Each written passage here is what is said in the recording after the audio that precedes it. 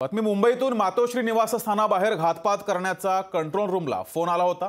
Mumbai police आणि मुंबईतील सुरक्षा यंत्रणा त्यानंतर सतर्क झाली आहे। मुंबई गुजरात ट्रेनने प्रवास करणाऱ्या व्यक्तीचा फोन होता।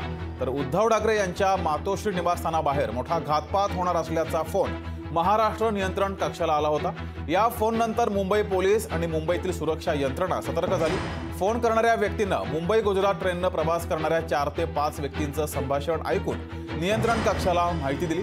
हे तरुण उर्दूतून संभाषण करत असल्याची माहिती सुद्धा फोन करणाऱ्या व्यक्तीने दिली आहे।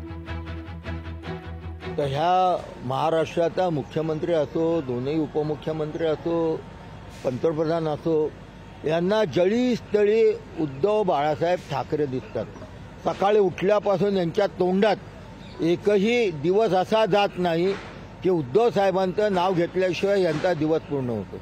म्हणून आज या देशामध्ये प्रखरतेने भारतीय जनता पक्षाला विरोध करणारं एकमेव नेतृत्व आहे ते म्हणजे आदरणीय उद्धव बाळासाहेब ठाकरे। आणि होऊ शकते यांना उद्धव साहेब हा काटा वाटतोय, उद्धव साहेब हा यांना जबरदस्त असा प्रतिस्पर्धी वाटतोय आणि म्हणून अनेकदा बाळासाहेबांना देखील घातपात करण्याचा प्रयत्न केला। लोकशाही मराठी ऐका, पहा, जागरूक रहा।